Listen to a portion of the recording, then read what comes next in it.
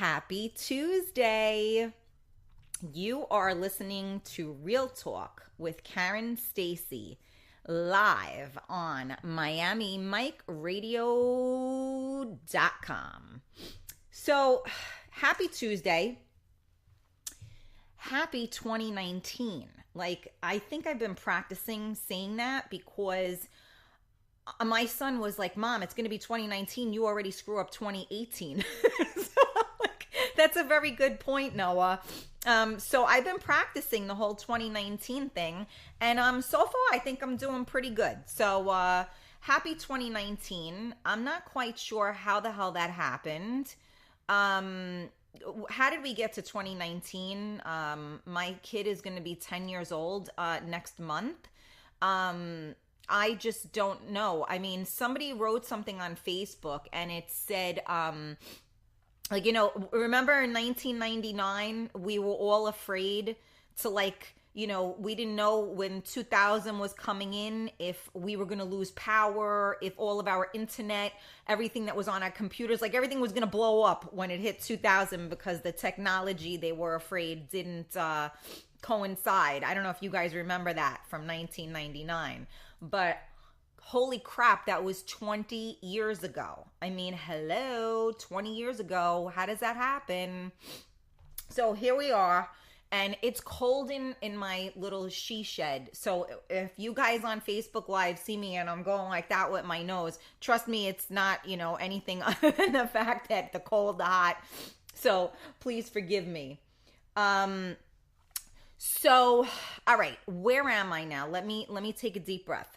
Happy 2019. So I have not seen you guys or spoken to you in 2 weeks. I know you probably didn't know what to do with yourselves. So 2 Tuesdays ago was Christmas, right? So Merry Christmas. And then last week was New Year's Day.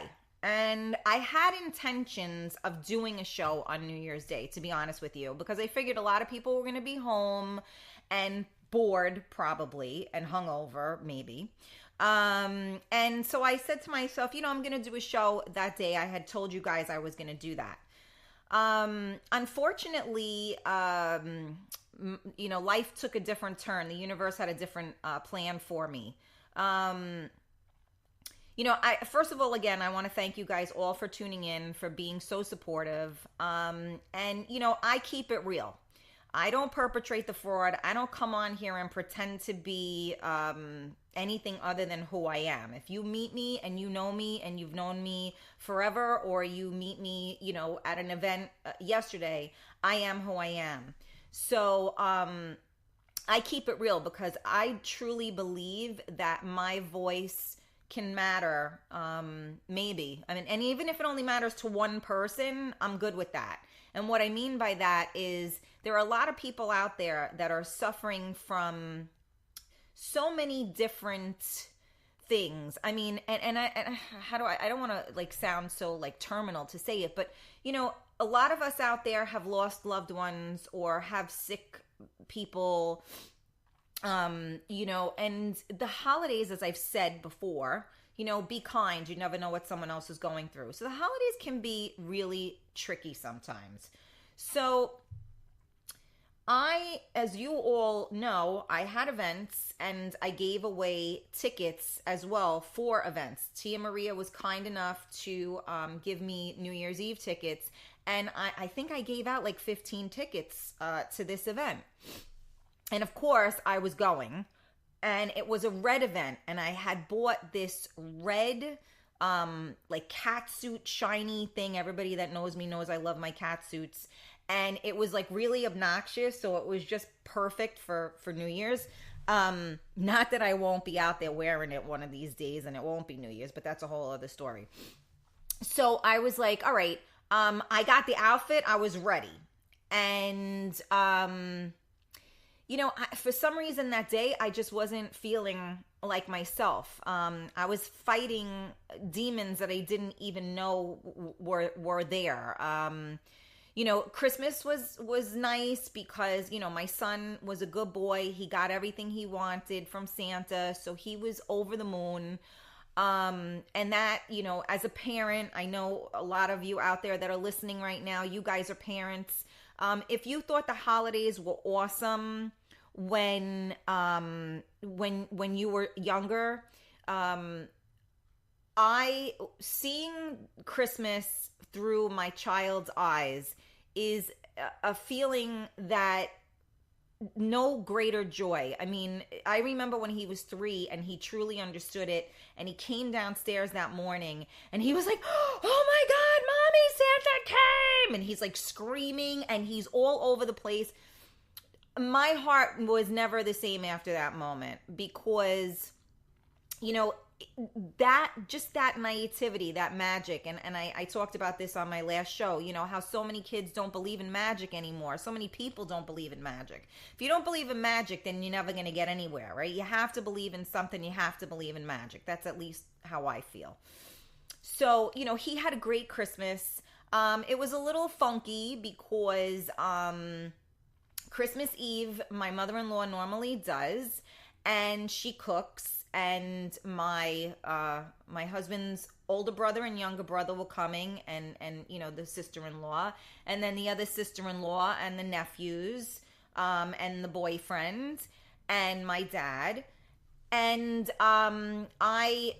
that week before Christmas, my kid was homesick the entire week. I kept thinking every day that he was going to school that day, and it never happened. So normally you go food shopping, you do all that stuff, right? So then my mother-in-law was going to food shop for me because she was going whatever day it was. So she's like, "Karen, don't worry, I'll get it." Because if a Jew's going to celebrate Christmas, we do it with pork. So I do a Puerto Rican Christmas. I do a pernil. I do arroz con candules. I make my mojito. I make coquito. I make all that stuff. And then also I bake a bunch of stuff. This year I made, what did I try this year? Limoncello, which I'm not sure. I think you could die from drinking that, but I don't know. But I made limoncello. I'm not sure how I feel about it, but I think as it matures, it gets better. But yeah, I mean, like, it could probably start a car. I can't say for sure. So anyway, that was all going on. And then on like the 25th hour, my kid gets sick. So I can't go food shopping. Then my mother-in-law gets sick. So not only can she not go food shopping, but now she can't even cook and have people over. So now, guess who's going to do it?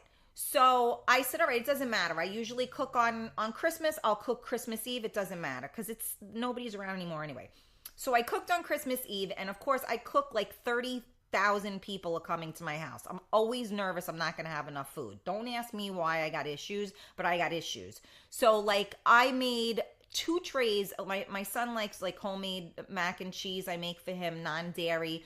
And like I made 2 trays of it on Thanksgiving when there was 4 people at my house because I just, I'm like old school. I'm just programmed to do that. And I get nervous if somebody's going to be hungry. So I had that, but then I had to make my rice. Now one of my girlfriend Dory, thank you Dory, with her broken back and all, she helped me. She grabbed the pernil for me and she got me like a kabillion pound bag of rice. And, so that had helped me out. And so, whatever. So we Meg shift together, and now I'm like pulling from here and there because I'm like, oh crap, there's more people. I'm not going to have enough food, blah, blah, blah, because my food anxieties. So turned out I make like, if I tell you how much food I made, I could have had all of you, which you're always welcome, over to my house. So what ends up happening? My brother-in-law ends up getting sick, his older brother. So he doesn't come and his wife doesn't come. My sister-in-law and my nephews and the boyfriend didn't come until like 7:00, and then they didn't stay long. So it was like just upside down. Then my dad, I think from my limoncello, I can't say for sure, he was like doubled over, thought he was having a freaking heart attack, like he had agita or whatever. And so he spent the night. And then the next morning after we opened up gifts, he had to go home because he didn't feel good. So now Christmas, it's me and my kid now, and that's it. So we're like, what are we going to do? So my girlfriend Dory was kind enough to invite us over to her parents because they weren't doing anything either. So, they cooked for me and I was able to go there. And that is the first time that I've gone anywhere on Christmas. And I can't tell you how long. We don't get invitations. So I was very grateful and appreciative. So anyway, that was Christmas. And, of course we were home. It was a good week. We had fun. My son's been playing with all of his stuff. And then what went on in the weekend? God, I'm trying to recap. I won't be able to remember what I did yesterday. So then what was it? Oh, Monday. So Monday was New Year's Eve, right? So I just wasn't feeling good. And I have suffered from anxiety in the past. And I've been pretty good with it. I did a lot of therapy and stuff to try to, fix all that. And I'm usually pretty good. And that day, for some reason, I had this overwhelming feeling of like, oh, what the frig is going on? And anybody that suffers from that knows that feeling when you get that, like your chest, like is like this, like you feel like you just fell, like it's like a crazy losing control type of feeling. And I'm like, why are you acting like this? Like, what is there, a full moon? There was a full moon, I think, for Christmas. But I was just like, okay, what the hell's going on with me? And then all of a sudden, my son got funky. And he just wasn't right. And I'm like, what's going on? And he blamed it on something that had happened with my father-in-law. And, as I talked to him further about it, I understood that it really, whatever happened with my father-in-law was just the catalyst to make whatever it is come out. Now, any of you that have children know that getting your children to talk isn't always the easiest thing, especially if you have a boy. So you're like a detective, right? And you have to figure out what the hell is going on. So as he's talking, I'm trying to put into perspective everything that went on. And I could tell he was fighting back the tears. So I said to him, why are you, what's going on? And, so he started to talk and he needed to cry. That's what he needed to do. And, why did he need to do that? Because the holidays were here and his father isn't here. And, everybody that thinks that the holidays are, and they're wonderful. Don't get me wrong. And my son was as happy as a pig in shit because he got everything he wanted. But you can't negate the fact that somebody's missing. A huge person is missing. His father is missing. And, that's what I have had to do. I don't know if any of you out there have children that have lost anybody close to them. But, life always, you have to be strong. And my son always is that, is strong. But sometimes you have to cry. And it's not always easy to cry because you hold it in and you keep strong. So it's not always easy to cry. And I have to kind of break him a little bit so that he cries. And after he cries, he's good. But now, I have to be strong while he cries. And after he cries, I, of course, am, dying because I can't fix this. All I can do is be there for him and tell him I understand and love him. So that was how my day went. And then the weather was crappy. And I was trying really, really hard. And like I said, there was a good 15 people that I gave tickets to. And all of my friends, my Miami Mike radio people were there. I mean, everybody was there. Tia, I've been with her the past couple of New Year's Eves. And it just didn't feel right. I couldn't shake it. My stomach was hurting me. I was just like, I don't know if I can do this. And I tried. My friends were texting me. Somebody was picking me up. Hamilton was coming to get me. Thank you. There was a crew of us. And I got in the shower. I even put my makeup on, and wasting good makeup is never a good thing. And I told you I had the hottest outfit. So I was good. I was ready. I was trying really hard, and I was fighting everything in me because I just didn't feel it. So I called up one of my dear friends and I said to her, I don't know what's going on right now. I don't know if I can do this. And so, we talked a little bit, and then I just realized that it wasn't the right thing to do. And I think the reason why it took me so long to figure that out was because for the past 4 years, I have literally been forcing myself to do everything that I've done. So this to me was just one more reason to fight, right? You told people that you were going to be there. It's New Year's Eve. You need to go. And I kept pushing and I couldn't. And you know what? In my heart, I also knew that, I have tried not to keep putting myself in these situations. So what would I have done? I would have gone and I would have started drinking so that I didn't feel whatever pain it was that I was feeling. And then I would disappear, right? Because that's what I would do. I would just disappear. And I didn't want to do that. I'm more present now. I want to be present. I've worked really hard to not go there. I'm not saying I don't, because I still do sometimes.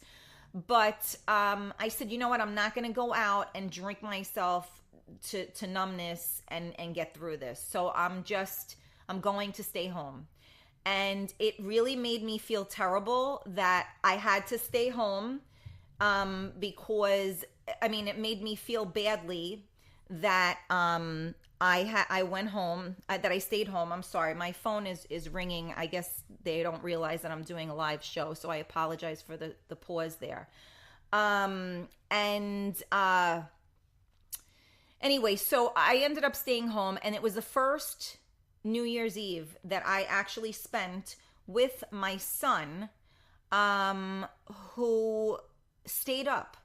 And I spent it with him, and it was very special. It was different, but he was old enough now for me to spend it with him, and I did. But like I said, I keep it real, and I tell people what's going on, and that's why I wasn't there. And I do feel terrible, and I appreciate the fact that so many people understood and told me that I needed to put myself first and my son first. Anybody that knows me knows if I tell you I'm going to be there, I'm there. And I felt bad that I did not show up because that's just not what I do. But I appreciate everybody that reached out to me and such. So I just want to remind you guys that you are listening to Real Talk with Karen Stacy, and we are live on MiamiMikeRadio.com and also on my Facebook group, Real Talk with Karen Stacy. And I am going to do some interaction today. I just wanted to, let you guys know a little bit about what was going on and, where I was for New Year's, because a lot of people were asking, and, I do post things. I keep it real. Some days are better than others, and, all we can do, that's why I say sometimes, you know what, I might have said one thing in that 15 minutes of talking nonstop that resonated with someone out there that was going through something, and maybe I helped them for a minute. And that's all I really care about, because that's what life is all about. So I am going to, all right, before I start going, because what I really want to do today too is I'm going to go into all of, I want to talk about all my shows, because I'm going to do a little bit of a recap, I don't know, isn't that what you do on New Year's?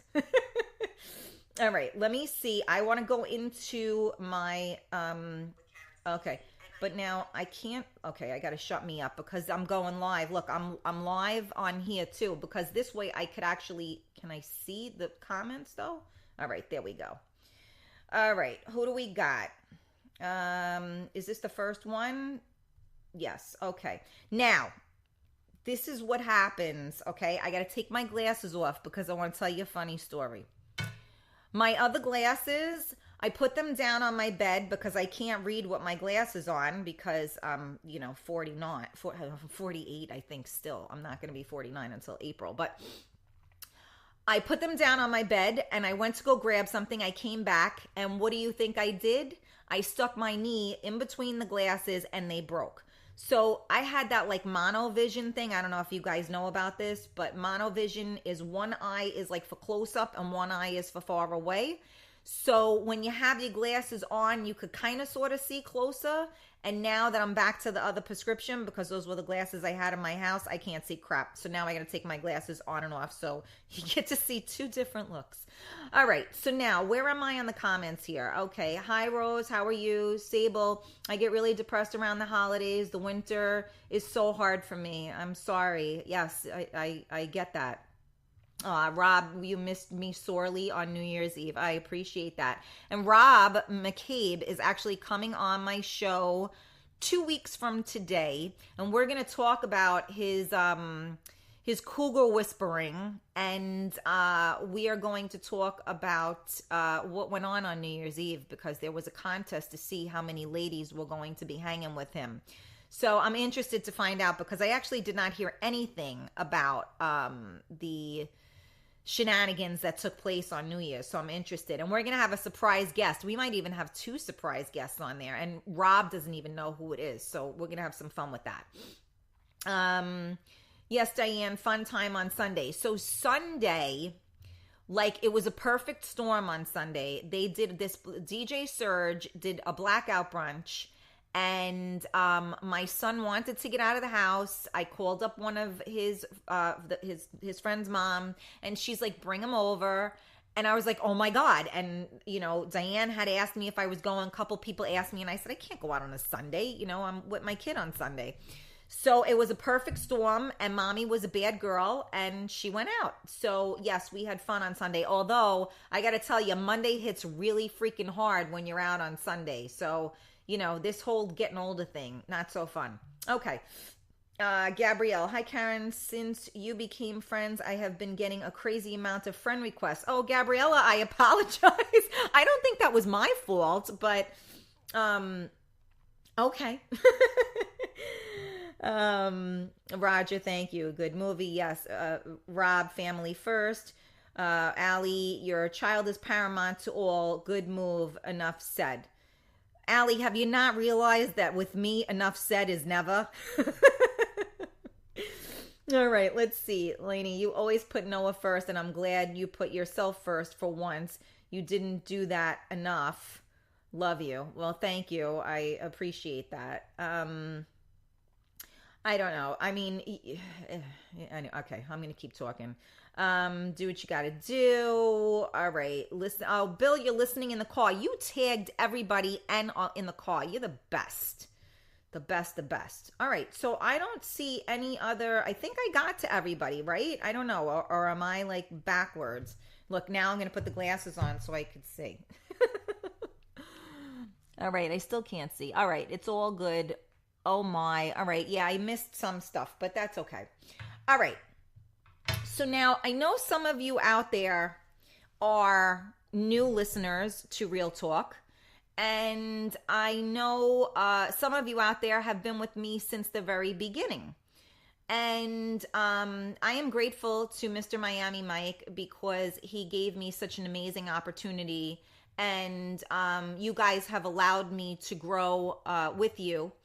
And I had so much fun. Like, all my guests were really very awesome. So I'm trying to remember. So my first show, and this is going to be like a real testament to my brain right now, right? My first show, I kind of introduced myself to everybody and debunked the rumor that I got the show because I was doing Miami Mike. So yeah, that wasn't the reason why. So we have something to share. I have a mouth, and I think that some of these things need to be heard. The whole point to Real Talk was to be real. It wasn't to throw anybody under a bus. It's not to shame people. It's not to bring them on the show and put them on blast. It's basically just to keep it real and to talk about things that like I just did for the past 15 minutes, sharing with you the experience that I had personally. So my first show, I introduced myself. I had one of my girlfriends that just actually chimed in, my girlfriend Mel, who's been my friend for like 100 years. And she was good enough to come on with me for my first show. My second show, if I'm not mistaken, was my doctor, Dr. George Shapiro. You say that 3 times fast. And we talked, it was an interesting conversation. He was very clinical, and it's funny because, as my doctor, he's just a cool doctor, so you could talk to him about everything and anything. And he specializes in hormones. So we learned a lot about the hormones. I want to remind you guys that all of my shows have been uploaded to Mixcloud. And they're all on Mixcloud. And I also, and now I'm on iTunes as well. So it's like, I think, what is it? Apple. It's Apple podcast.com/Real Talk with Karen Stacy. So obviously when I do my show on Miami Mike Radio, I am live and I do record it. I don't edit it. And I do upload it to Mixcloud and to all of my other various things. So if you want to tune in, especially if you're driving in the car and you missed it, feel free to go on there. To my understanding, I think I uploaded all of them, but I might not have on the podcast itself. Mixcloud has every one of my shows. The podcast, maybe not, but that's, it's still up there. So anyway, I had my doctor on, and he talks about hormone therapy. So we discussed the fact that, like, depression, for instance, in men, testosterone, low testosterone is a huge component to depression in men. That's the virility. And it's also in women as well. It's not just men. So we discussed different hormones. I personally take hormones. I had my son at 38 years old, and I think that it had a huge effect on me. I felt like somebody took a switch and just shut it. I was like, I couldn't function. And after losing my husband, I think that if I was not on the hormones right now, I don't know if I would still be alive. I mean, it helps you tremendously. It keeps you balanced. Any of you out there, especially women, if you are not feeling yourself, you're tired all the time, no sex drive, you want to kill people, you're irritable, maybe you're crying, you should really get your hormones checked. But you have to go to the right doctor to get your hormones checked. You can't just go to a regular MD and they check your hormones. Yes, if there's something like drastically wrong, it will certainly pick that up. But you have to go to a specialist that specializes in this. So like my doctor specializes in this. So the numbers that he's looking for and the tests he does are very different than, the tests that most, common, just regular MDs, general practitioners do. So we learned about that. And also men, he talked about erectile dysfunction. And I talked about this too, because, now being at our age and all of that, some of you guys got issues with that bad boy working, and, we need that thing to work. And so do you, because it ain't fun if it ain't working, right? So if it's not working, you need to go and get it checked out. And it's not about the little blue pill, because the blue pill is great if you just want it for that night. And I still would like somebody, like they do the little things, like when you have the commercials and they're like, if you have an erection for more than 24 hours, seek medical attention. I find that the funniest freaking thing ever. And I would like to know if any of you take that pill and you have an erection for more than 24 hours. I don't want a dick pic. Thank you very much. We've already discussed that. But you know what? Shoot me a message, because I'd love to know if you had a freaking Woody for 24 hours. I think that's hysterical. Anyway, so you don't want the blue pill all the time. You want to make sure that your testosterone levels are where they should be so that bad boy works on command. That's what I'm saying. So, we talked about that. He also talked about some, like, I think it had to do with the heart and stuff too. There was like a lot of things that the hormones are responsible for. But I mean, as far as I'm concerned, your mood and your sex drive are like one and of the same, right? So, if those things aren't working, nothing else is working. So it's very important. And if any of you missed that show, please go to my Mixcloud and listen to it, because I'm giving you the Reader's Digest version and I'm being a little bit of a jerk about it because I'm making fun. Like, did he say would? But it was really, I want to get him on the show, but I don't want him I don't want him to be my doctor. I want him to just talk real, because he's really a funny, he's a funny guy. Like, you could talk to him about it. Sometimes you go to the doctor and you can't tell the doctor what's wrong, And I went to him. I was like, my husband is humping my freaking leg. Like, what the hell is wrong with me? Like, you gotta help me. Now I hump my own leg. Now he got my hormones all right and I'm all screwed up. But, it is what it is. But I really, everybody's commenting on the freaking Woody. More than 4 hours is extremely dangerous. Yeah, for who? 24 hours, damn, that definitely hurts. Well, and again, for who? But yeah, I mean, we're all poking fun right now, but it's really important. And I would tell you that and I did have a couple of people that reached out to me. They felt that they learned something from that show. I know a couple of people went to go see him as well. So it's really important to keep track of that. So that's Dr. George Shapiro. So if you want my information on him, feel free to hit me up. And not because you got a Woody. Only if it's for 24 hours, then I need to know about it. Inquiring minds need to know. Everyone's involved. Yeah, that's true, Mel. Anyone involved for the 24 hours, right? Allie, no pill needed. Good. See, check. Good for you. Then I had a show that I did, masculinity versus femininity. And I had my old friend Andre Whitfield, who is on the Oprah Winfrey show. And he talked about masculinity versus femininity. And he's, I think, he was writing a book on it. And I'm not sure if that came, out or what, but it was a fun show.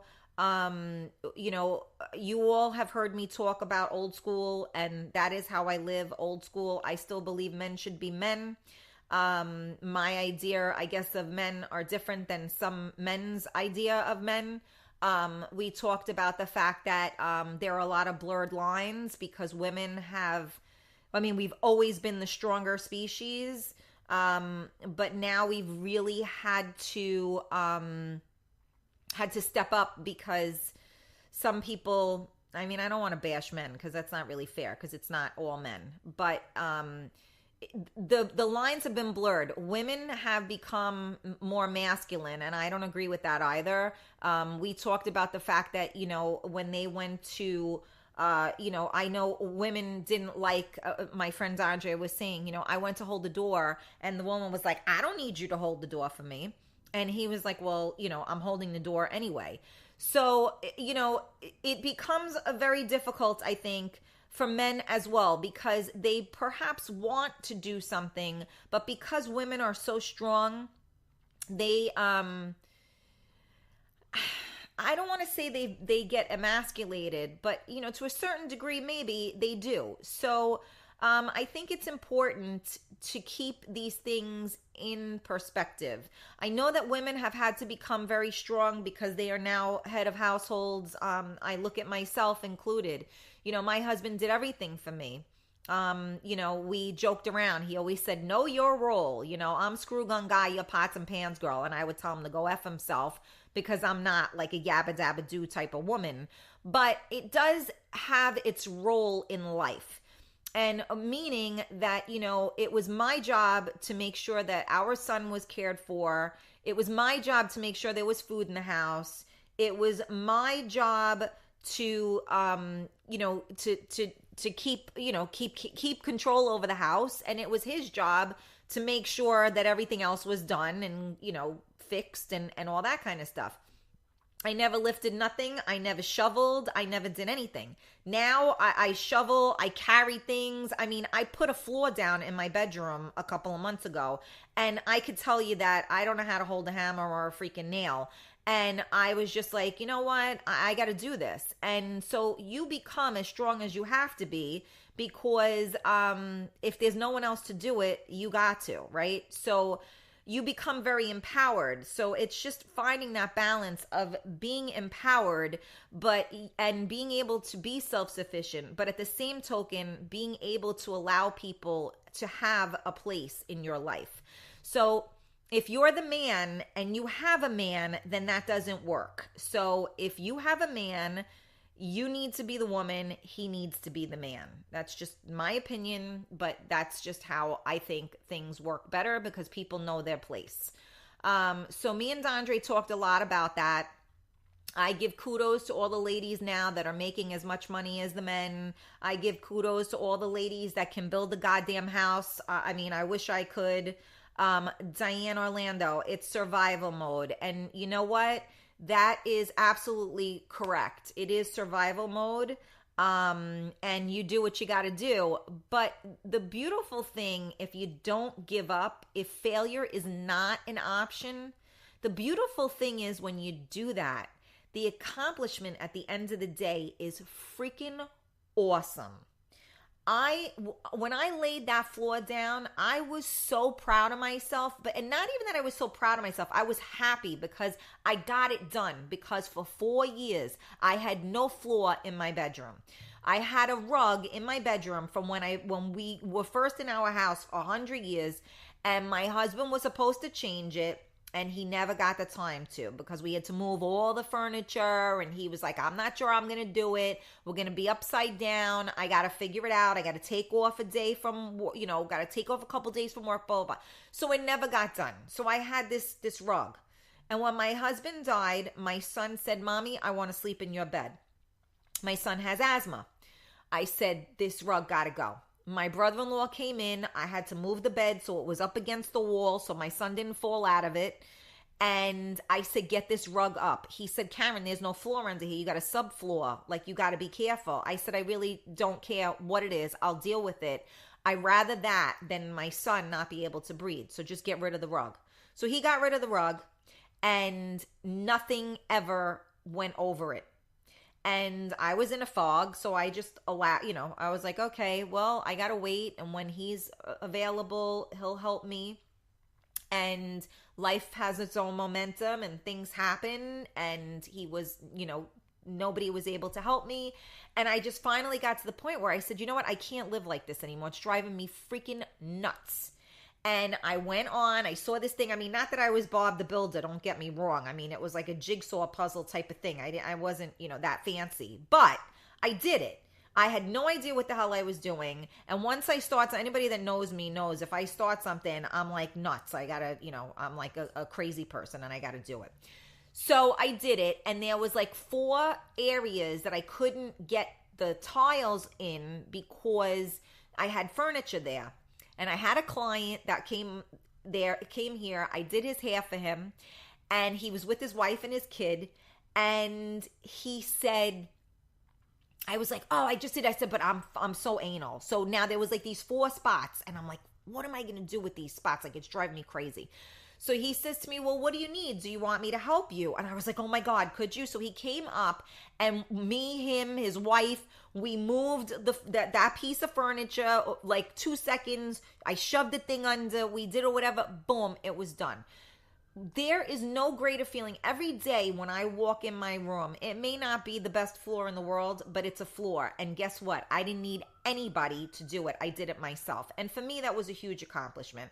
So I patted myself on the back. So my point is that if you don't know what you can do until you have to. I carried my freaking tree from my she shed over here into my house. I never put a tree up in my life. I never took the freaking tree down. I didn't know how to put lights. Nothing. And I was like, okay, here we go. And you figure it out. And as Diane said, survival mode. And you just do it. right? That's what happens. So anyway, going back to my point that, women do need to be strong, because if you don't have a man, then you do have to step up. But if you have a man, let them be the man, is my advice to you. Theirs should always be bigger than yours. Sorry, but that's just what I think. So I just want to remind you guys that you are listening to Real Talk with Karen Stacy. We are live on MiamiMikeRadio.com. We are also on Facebook Live in my group. And I'm yapping. I am recapping some of my shows. I'm doing an interactive. I am keeping an eye on some of the things that you guys are chiming in. I will start asking questions soon so that I can get your input. Right now, I'm just talking. So then let's see, what else did I do on my show? I know I did a rant show. I mean, I'm probably going out of context right now, but I did a rant show, which was a lot of fun. And that was the one when we went through no dick pics to review, because we're recapping because it's a new year. No dick pics. Guys, we don't want to see that. If someone texts you, make sure you text them back. It's rude. What else did we talk about that day? I think those were the two things that we talked about that day. Then I cannot forget my hammerhead that I had on the show. That was probably like one of the funniest shows. I felt like that was a funny show. I had this guy, I met him in a club, and no good story ever starts off like that, right? I met him in a club. So yeah, there was a Miami Mike event, and I was in California. Hello. I wish I was in California. I was in Long Island, and there's this guy, and I'm looking at him, and I'm like, this guy is such a freaking jerk off. Are you kidding me right now? And he had like all this sparkly, shiny stuff on, pinky ring, gold chain, like the epitome of douchebag. That would be like the best thing I could say. And I'm sorry, I'm a Bronx girl. I had to use that word. It was just apropos. And he came over to me and he's like, hey, I'm the Hammer. I was like, excuse me, what? So that's, he called himself. I said, what is your name? So he tells me his name. And I'm like, the Hammer. So the photographer, he was the one that introduced me, Edgar, who was actually at Patsy's over the weekend. What a great guy he is. Thank you so much for the beautiful photos. And he, and I really thought he was joking. And I guess he was serious. Well, somehow or another, he found me on Facebook. I think because the photographer had tagged me or whatever. He found me on Facebook. He started messaging me, and it turned out that he was also a widow or widower. I don't know what you call it when you're a guy. And so I was like, all right, so maybe that's why he's like a little bit of, maybe this is all for show. Maybe he's really not a douchebag. Maybe it's just all for show. He's just pretending or perpetrating the fraud or whatever you want to call it. So I had said to him, like, we started talking back and forth, and I'm like, this guy got to come on my show. He's perfect. Like, I'm going to abuse the shit out of him, and he's going to like it. He thought they were going to do a freaking reality TV show about him. So I'm like, all right, come on my show. So, he had a couple of drinks beforehand. It was a really funny show because he thought who the frick he was. I put him in his place about, a few times. I know you might find that shocking, but I thought it was a really, really funny show. Because he was the epitome. I mean, it was just really funny. And so anyway, that was a funny show. I tried to get him back on again, but he was apparently too busy. Actually, he was supposed to come on, and he got too drunk the night before, so he couldn't make it. So that was really a funny scenario. Like, you can't. He said that he's a rock star. Parties like a rock star. I said that rock star can't party because he's done. So that was the end of that one. And let's see, what else did we do? Oh, we did, I did a sex show too. And that one, I had, when I was doing my show with John Maldonado, when he was helping me do it. and he was definitely in rare form that night. I think we got yelled at that night too. It got a little raunchy, I think. But I talked about the fact that I'd rather, we were talking about, is it better to have no sex or bad sex? So I have people that are on the feed right now. So I'm going to pose that question again. Yeah, oh, Diane, you missed that one, but you remember the scenario. Yeah, it was a funny show. So on my sex talk one, I was talking about the fact that I would rather take 3 minutes and take care of myself than deal with the nonsense of the single life out here and all of that goes along with it. So again, I pose the question, is it better to have no sex than bad sex? I'm waiting for responses. That was what I posed, and I said, and I would rather take care of myself for the 3 minutes and be done with it than have to deal with all of that other stuff. So we talked about that. While no one is responding to that question. Are you guys all having bad sex? Is that what the problem is? I'll take no sex over bad sex any day.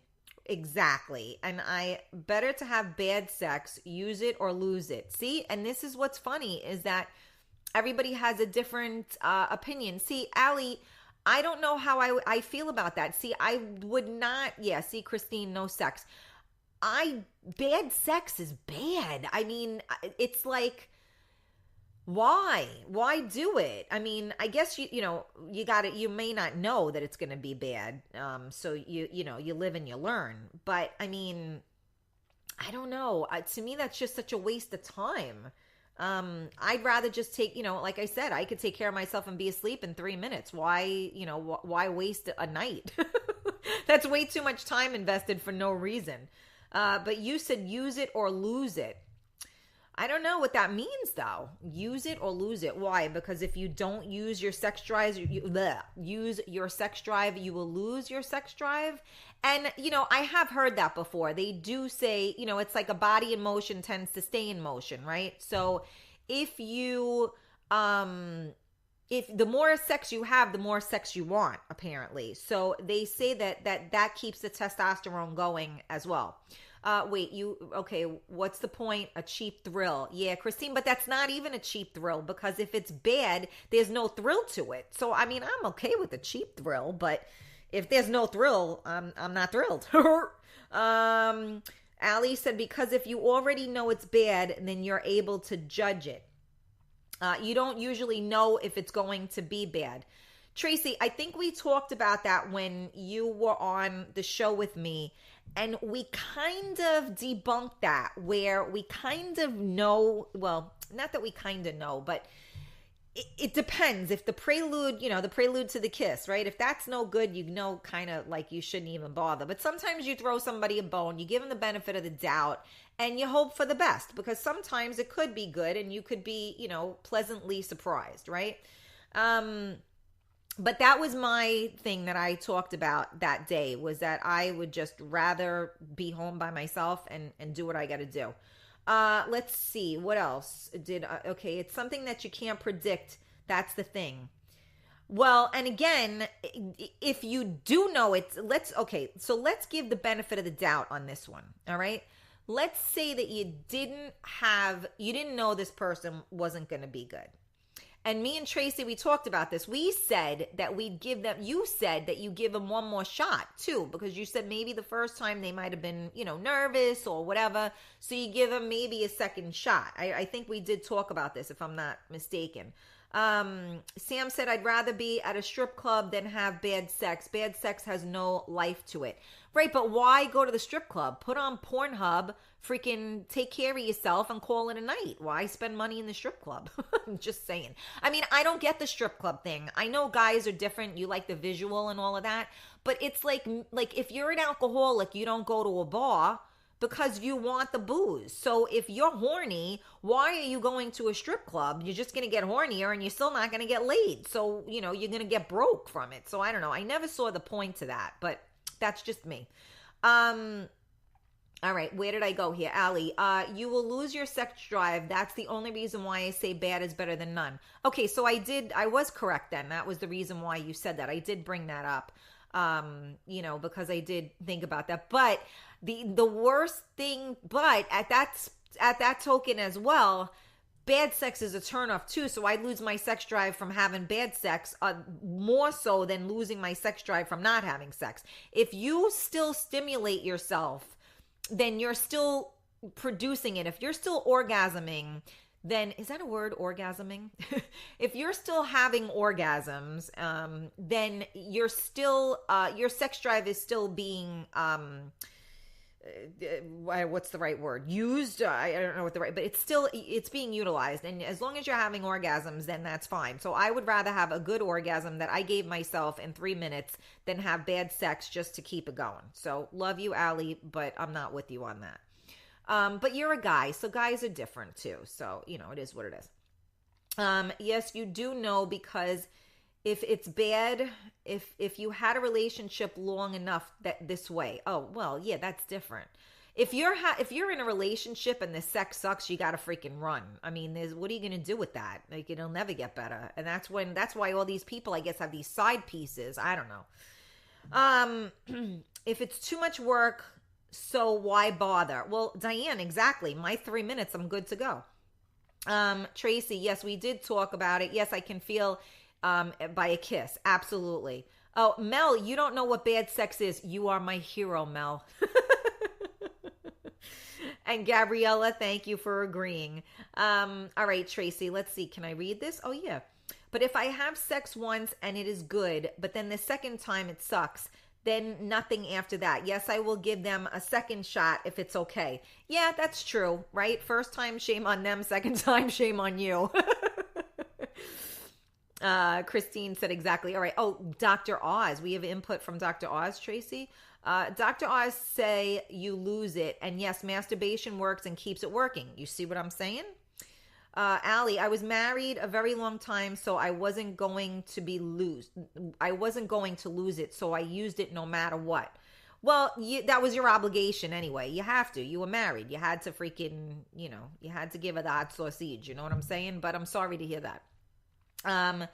Sammy said, bad sex is like a B-rated movie. Interesting at first and then dies in about 10 minutes. 10 minutes if you're lucky. Lainey, do you guys ever have bad sex? Question mark. As long as they climax, it's good for them. Sorry, Allie. Right. Well, see, there you go. That's the man thing, right? Because they could do whatever and they could come. Leslie, I can't deal with bad sex. You see, ladies, thank you so much for helping me out here. Although I have some men with me too. I mean, look, everybody, this is what I love, is that everybody has a different opinion. And Allie was saying that he was married. And maybe, whatever the situation was, we don't know what that is. He had to, do what worked for him. He kept it going. And so it is what it is. And you didn't have, not that you didn't have the option, but you didn't have the option. We have the option. If you're single, you have that option.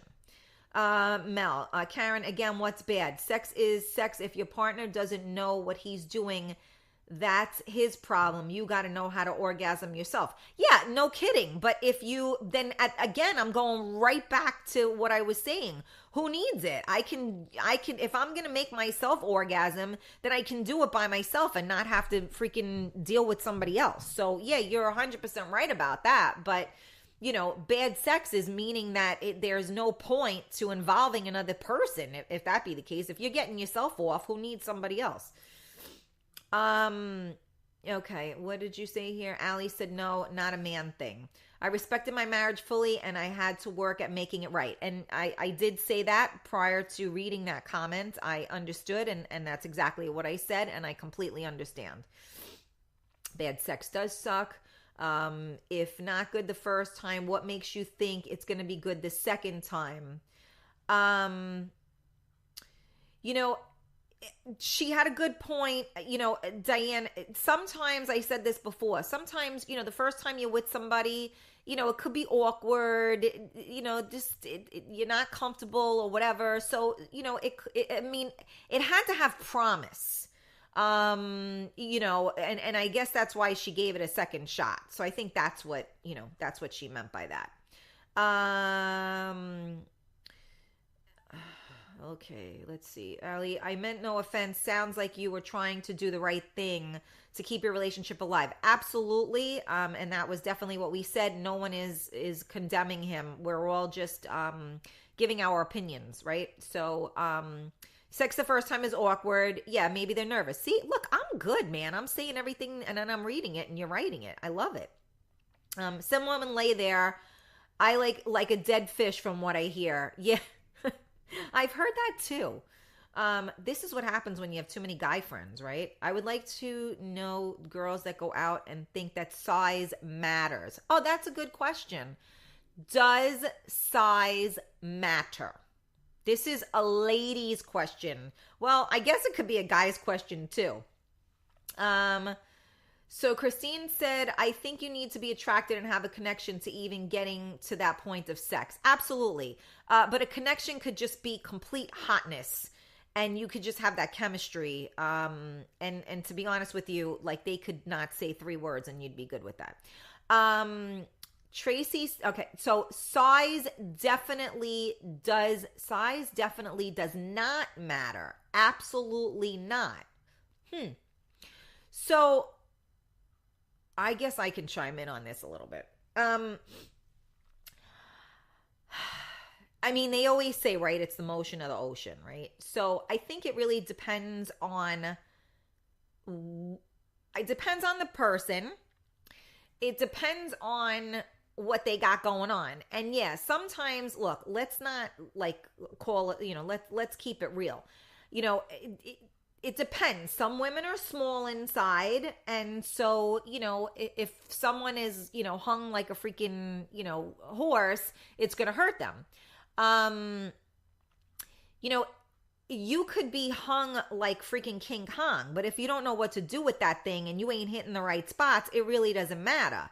So I don't know that it's size per se. I think that, we all know what we got. So like if somebody isn't hung like freaking, King Kong, then, they hopefully picked up in all the other places and they're still able to satisfy a woman. So, I mean, the size doesn't necessarily satisfy you. It's what you do with it when it's in there that works. So,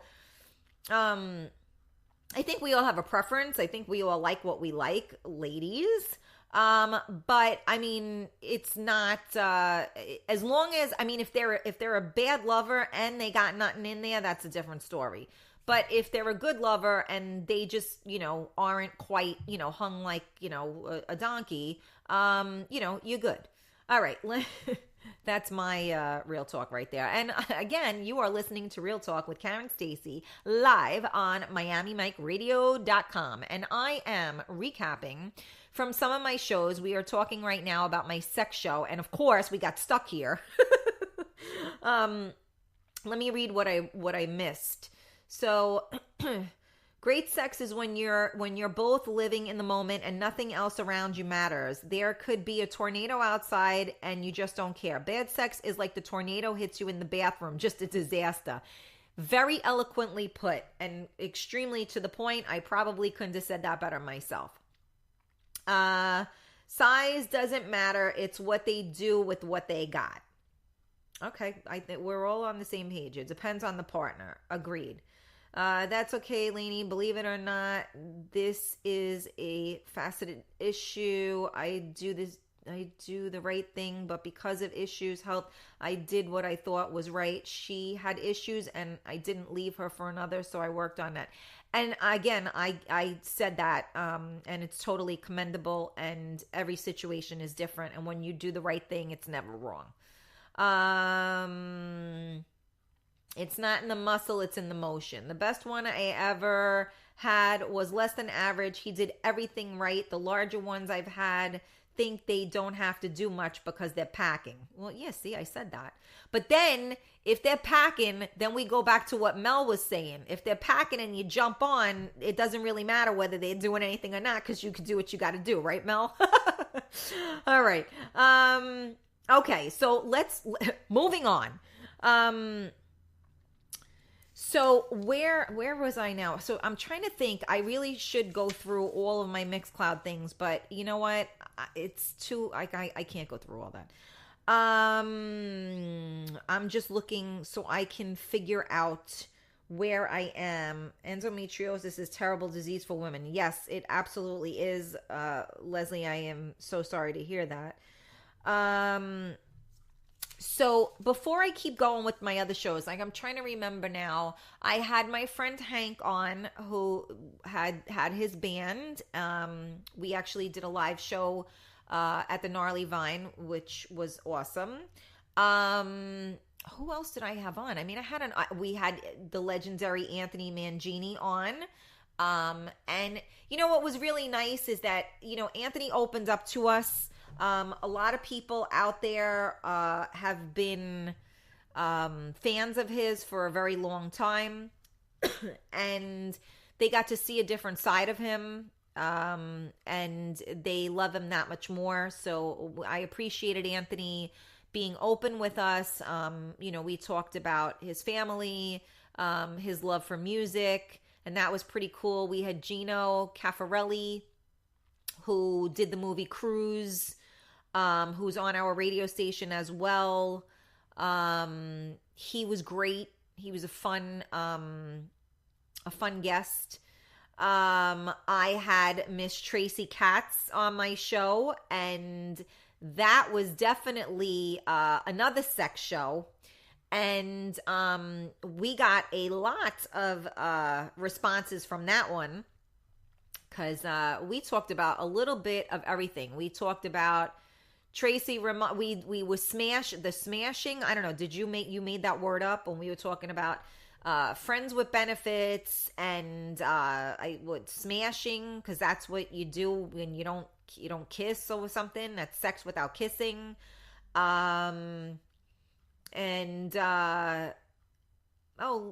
See, a lot of people like the show with Anthony. You see that? My 19th favorite DJ had good ratings. But Tracy, come back to me. Where are you on my feed? Because I want to make sure I recap what we talked about. We talked about dating. We talked about that being single and coming and dating after 40, and owning who you are, being comfortable with your body, being comfortable in your own skin. You talked about smash was just your word on the fly. The word for, we'll use banging because I'm not supposed to use the F word, so I didn't curse. See, okay. See, I thought all this time, I thought you educated me on a new word, and I thought smashing was a different form of fooling around. So see that? I did not know that. So yeah, well, Tracy, what else do we talk about though? We talked about being over 40, you being divorced and dating and taking care of yourself, dating younger men, right? I think that was a topic as well, younger men. And self-sufficient female, making my own choices. Yes. And Tracy came on my show again with one of her friends, Christina. And that show was a little more controversial, I want to say.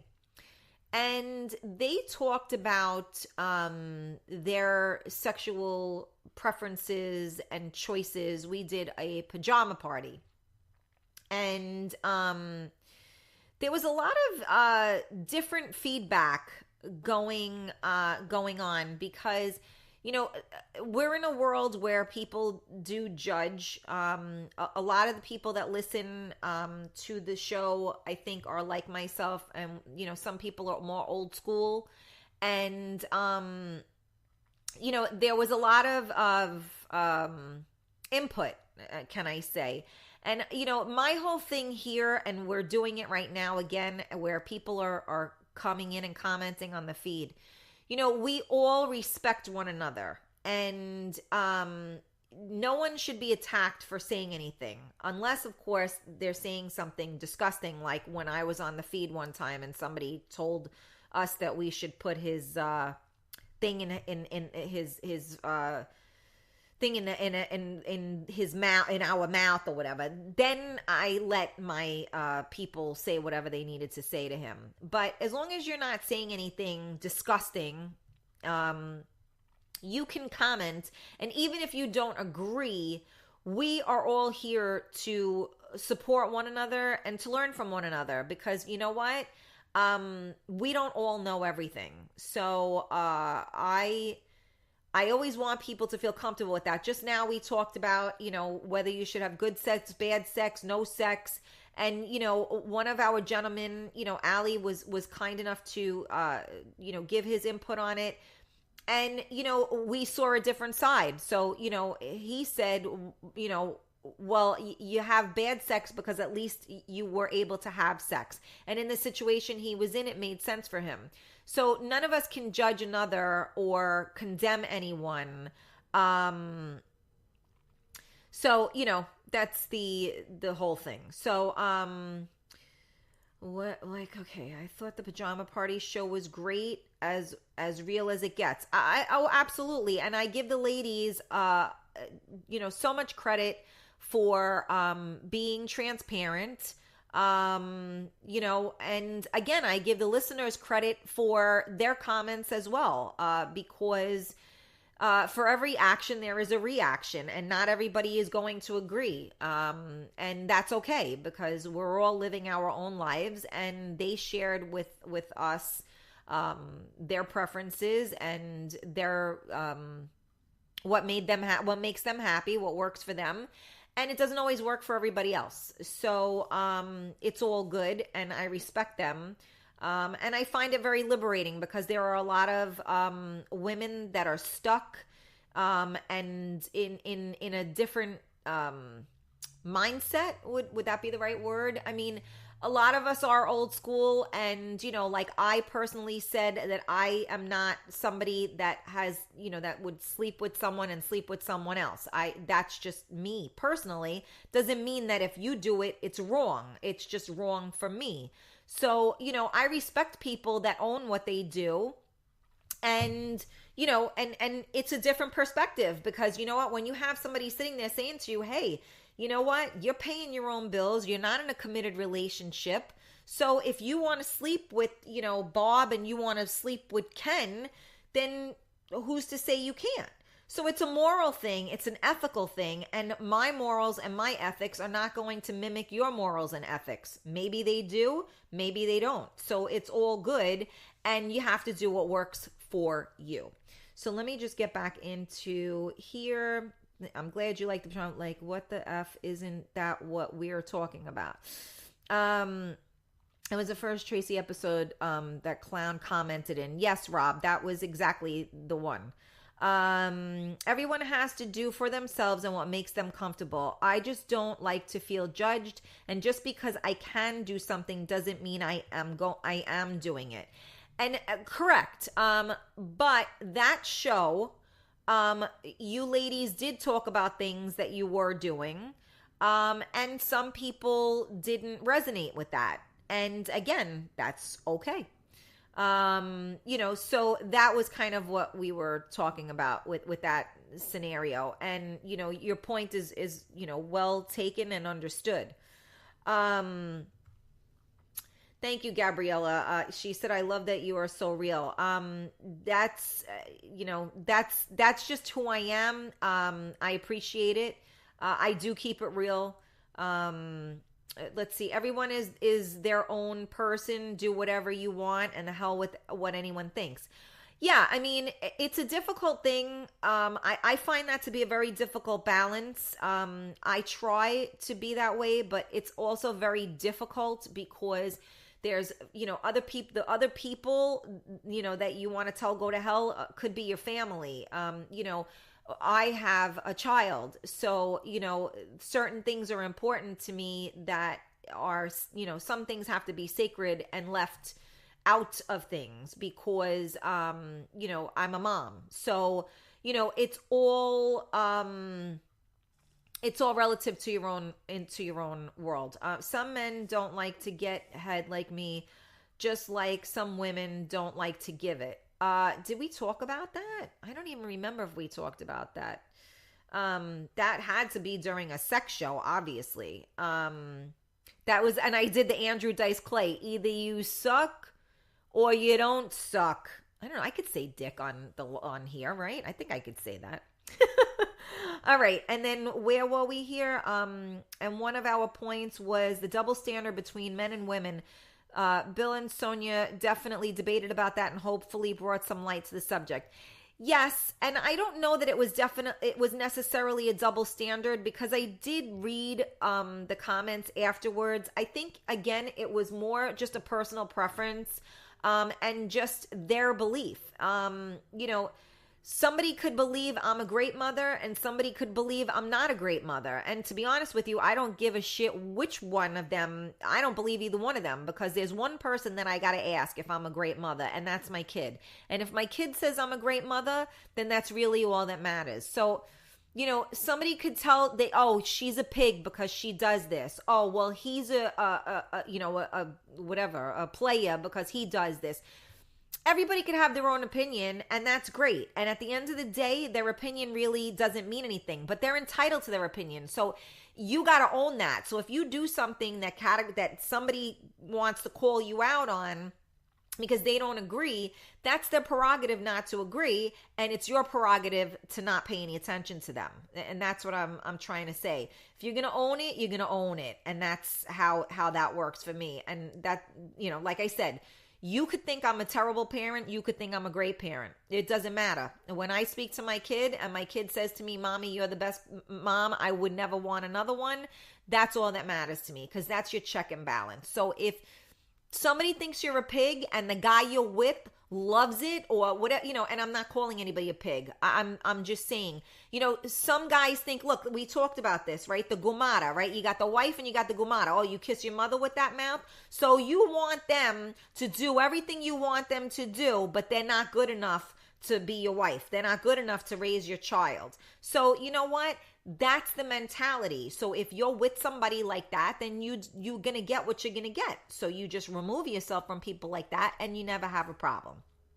So that's my public service announcement. If you want the gumara, then just own it. That's what you like. And you know what? Then divorce your wife and, have a happy sex life. I don't know what to tell you. All right. Where am I now? I missed Bill. Okay. Where am I? Yes. Now the world don't move to the beat of just one drum. What might be right for you may not be right for some. You should put that on a Hallmark card. That really rhymed and it had very good rhythm to it. I liked it. Straight up. Go, Karen, tell it like it is. All right. I'm sorry. I went off a little bit. I get a little twisted sometimes and I just go off a little bit. I'm sorry. I always tell my kids that other people's opinions of you is none of your business. They are entitled to it, but you don't have to own it. You know what? That is you always know what to say, Mel. That is amazing. That is the best advice. Let me repeat that again so everybody can hear that, because it's great. Your other people's opinion of you is none of your business. I have to use that. They're entitled to it, but you don't have to own it. So you're right. Like, you know what? I don't need to know that. All right. I like it. Yeah. Different strokes for different folks. Abso-freaking-lutely. Okay. Okay, here we go. Allie, I got this. Aside from what I mentioned about my issues, good sex is a must. If not, take care of yourself and definitely communicate to your partner about it. Yes, and I'm not to interrupt you because I'm going to keep reading, but that was more for like a single people that, have a choice to either stay home and masturbate or go out and have bad sex. So that was I should have clarified that, so I apologize. Okay, I personally hold sex very high in a relationship, but at the same time, I keep my morals in check. I lasted for years because of marriage commitment, But after that, I've been in a relationship and communicate to her that sex had to be better than good with more creativity. And you know what? That comes with things too. I mean, you're not always going to be, like that's what we were talking about before. Sometimes, it takes a couple times to get it right. You got to be comfortable with somebody. I mean, I know with me, I was with my husband for, since I was 21 years old. And, I don't even, when we're young, we don't even know what the hell we're doing. We all think we know what we're doing, but we don't know what we're doing. It's so different. And, as you get older and you learn your body and you learn what you like and you know what you like. And sometimes you learn what you like because the person that you're with teaches you, like, okay, well, like try this. How does this feel or whatever? So I think it always evolves. I think that as we are older now, being single and meeting people and having sex at an older age, you kind of know what you like and you kind of know what you want and what you don't want. So, just like in a relationship, you see a red flag and you're out. As when you were younger, you would kind of stick around and wait and see what happened. Now you don't do that because you already know what's going to happen. So,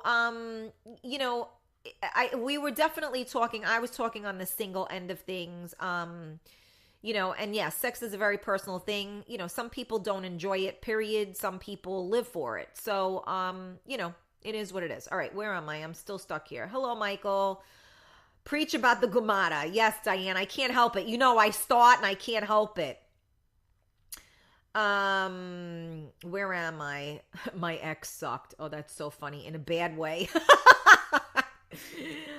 Been married for 20 years, been through a ton, but it's part of knowing what you went through, what you want through experience. Right. And that's, again, see, I'm good. I just said that, right? It's knowing what you want through experience, 100%. And we don't know till we know. That's my philosophy. That's what I always say. You don't know till you know. Melanie, you're on here. Hello. That's right. And we did a show with Melanie as well and her girlfriend. And we talked about plastic surgery. We talked about the fact that Melanie used to be like a Playboy model. And I wanted her to teach me the dominatrix because she used to do like 800 calls and she used to beat the shit out of guys and get paid for it. So I really would like to learn how to do that, and I have the perfect shoes for it. So next trip up here, I think we'll have a show on teaching Karen how to be a dominatrix. Like next week, I'm having Sonia. And we were going to do a pole dancing show, but it's going to be too tricky to do the pole dancing show. So we might do like a chair dancing type of show, which I haven't figured out yet because I got to get somebody to try to video it or whatever. We're going to figure that out. But Sonia and I are going to have a lot to talk about because she also, I don't know we have a lot to talk about, and Sonia is a passionate woman and we are very much on the same page with a lot of things. So that should definitely be interesting. All right. So I see Melanie, I'm getting feedback here. So training Karen to be a dominatrix. That's a good real talk. Oh, we got that going because I'm all over that. Then when I walk around with my whip, when I'm out in public, people will respect. All right. I'm 32 years old and know I have many evolving to do. I've been stuck in a certain way even after a dry spell, but somebody trustworthy can bring out certain things in me. Well, that's always the case. I would probably say that there are a lot of people that feel that way, especially after being in a marriage. A lot of us at our age, you're young, Rob, but a lot of us at our age, we're in relationships for a long period of time. We were sleeping with the same person for a long period of time. Not everyone is a invent the wheel type of lover. We have children. That kills your sex life. Spontaneity is out of the window. You can't keep your eyes open. The list goes on. So I think that meeting the right person, if your marriage doesn't end up working, or for whatever reason, and you meet people along the way, I think everybody taps into a certain part of us. So, just like you can have that friend that you always just laugh when you're with them, is the same way that you can meet a lover that you always just come when you're with them. So I think that different people bring out different things. And I know, like, for myself, there are men that bring out the bad girl in me. And then there are men that I don't think I can be the bad girl with. So it's all about knowing your audience. And like I just said 20 minutes ago, if you're going to label somebody a pig, then you need to reevaluate that situation. So I do think that is what happens. And everybody brings out something. Hopefully they bring something different to the table. And hopefully your chemistry is on par, that you have that evolution, if you will, because it is an evolution. You come into your own and you come into that. It's pretty liberating and pretty cool. All right. So Tracy, you're in, huh? You'd love to make money doing that too. That's a fun show. Yes. All right. Oh, Gabrielle. All right. I got a couple of women that are in. All right. We're going to do, but what would it be called? Gianna, like Bondage 101. I'm going to beat the shit out of you 101. Can I stick my heel in your ass? I mean, what do we call that? Okay. Let's see, where am I? I'm just reading some of the comments. I'll come up and film the Dominatrix show. All right, Lay, that's it, Lainey. You're Mel, you're mine. Nice talking with you. Gotta run, have fun, and good night. Thank you, Allie, for participating in tonight's show. You were awesome. We appreciate your honesty. I was with my husband for 20 years. I've discovered myself in my 40s. Right, exactly. My point is that, perhaps your husband didn't bring that out in you, and another man did. And, what do they say? One man's garbage is another man's treasure. So, and I mean that, as a euphemism. I'm not calling anybody trash. Okay. Oh, so we got to do foot stuff too, you're saying, with the thing. All right. Some men or women just have that certain touch. That was very well put as well. You're always so eloquent with the wording, Gianna. Maybe that's why you made money with those 800 things. I don't know that I'd be so quick like you. You're good. Me doing the Cougar Whisperer is part of evolving. Yeah, we're going to talk about that. We're going to see. I want to know what all that Cougar Whispering is. I'll let you know when I'm coming back up. All right, good. I'm glad to hear that. That's it. So you heard it live. We are doing a... I'm going to beat the shit out of you show. All right. So now I have a question. What kind of topics are you guys, the listeners, interested in us talking about? I ask people for input, and I'm always interested to know what you guys would be interested in, because I could basically talk about just about anything, as you can pretty much see, because I've been talking to myself for an hour and 22 minutes. Again, my point is that I hope that you guys listening to the show can learn something, or bring something different to the table, whether it be that you're comfortable in your own skin now, whether it be that we just talked about, I said, why have bad sex? I'd rather not have sex at all. Like, maybe somebody else out there was thinking the same thing. Maybe somebody else was thinking, that they want to learn how to beat the shit out of somebody and make money.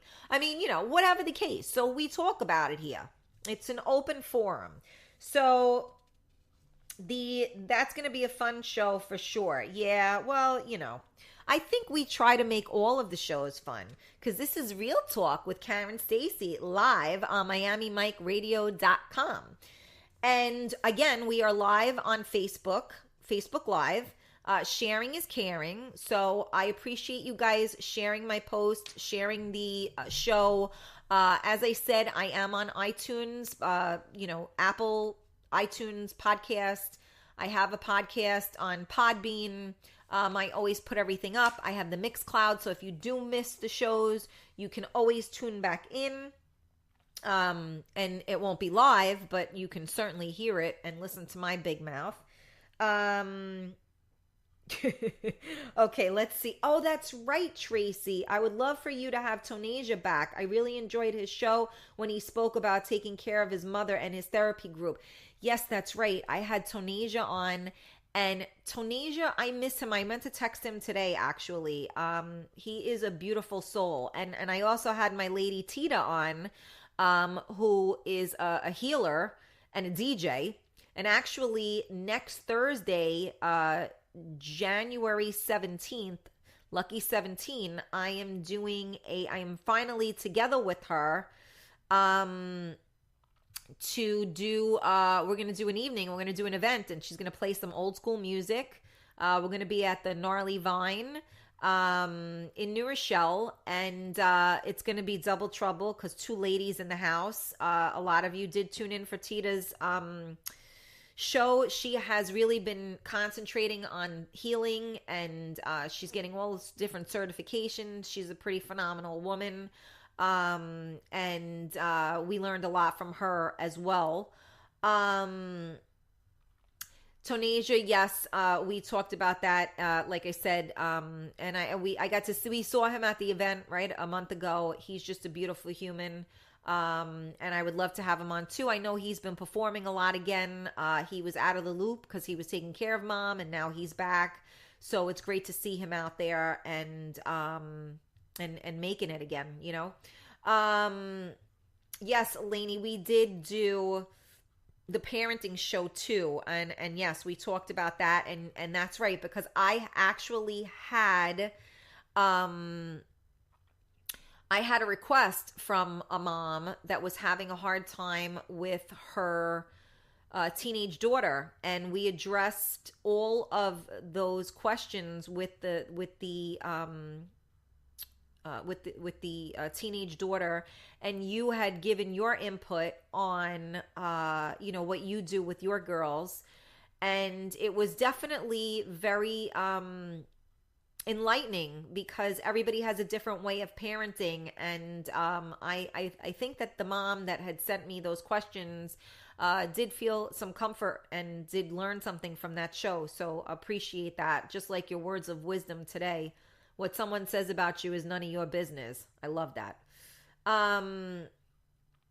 Okay, and then Tia's show, yes, that was like, see, this is why I'm saying, like, my brain, it doesn't like to function sometimes. I can't remember what I did yesterday. But Tia's show, we did a 2-hour show. That was when she came back and she gave me the exclusive on her disappearance, if you will. And that we debunked the fact that, she deliberately tried to kill herself. She was having thyroid issues and was not on proper medication. She was not sleeping. Anybody that knows Tia knows she doesn't poop. So she had a lot of things going on, and she told everybody about them.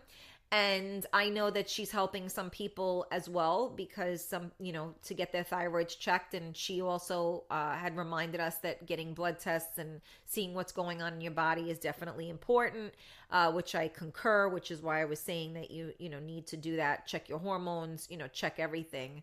So yeah, me and Tia, that was like the first like marathon show we did. Because between me and her, we could really talk. And then she was getting a little pissed off. She wanted to flip the table over, which was kind of funny. But I loved her. We had, she was, very real and open, and I respected that. Then I had Tia came back on because she loved me so much. And Dory was on, and that was when we were doing an event at Bella Gianna's, which is Dory's restaurant in, I always want to say Nyack, but it's not Nyack. It's not Piermont. Somebody, what the hell is that? Over the bridge. I'm always so bad. I don't know. For me, everything is Piermont. I'm the worst. It's terrible. But we talked about that. And it was kind of funny because we had all the Bronx girls in the house. Then, not to forget, my Bronx boys in the house. Bobby Mango, I had Dom's video, right? I mean, that was a fun show. Those guys were a freaking riot. So we had the Bronx in the house 2 weeks in a row. And that was that was really funny. I really enjoyed that.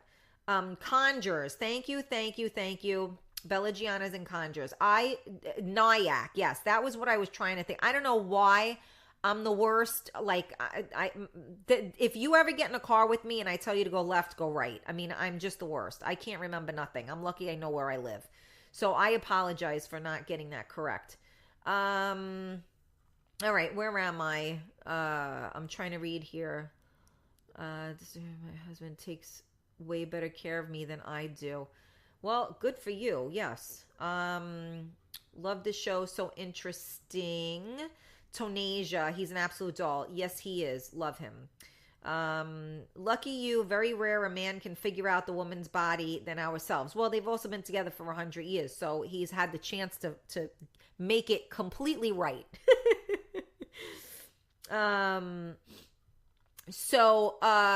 Okay, so I asked you guys about, I mean, thank you for recapping. 3 weeks, Tracy, in between those two shows. Yes, Tracy was in between. I'm a Bronx girl too, who isn't. Well, some people aren't, but we did. So we had the Bronx was in the house for like 2 weeks straight. I mean, and then I think when I had the girls here last time, I said, go F your mother too, which was another bad Bronx thing that I say. Like, I was like, oh my goodness. And somebody like reminded me that I said that. Kind of just flew out. But again, you're listening to Real Talk with Karen Stacy live on MiamiMikeRadio.com. And we are live on Facebook, and I am interacting with my listeners, and we are recapping the year's worth of shows, talking about some things that hopefully we learned, some things hopefully are for the better. Thank you guys all for tuning in and for your participation in the show, because without you guys tonight, I would just be talking to myself. So I appreciate that. But I also wanted to, I posed a question that no one answered yet. What kind of topics are of interest to you guys? I still want to know that, and I'm not going to leave you alone until somebody tells me.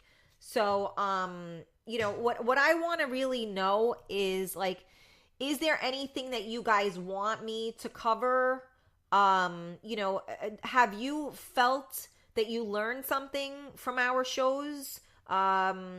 Did you see things differently, in a different perspective? Did it give you a different insight where maybe you wouldn't have thought about it that way, but because somebody, showed you a different way that perhaps you did? So, I'm waiting for answers to that question. Sex, Rose said.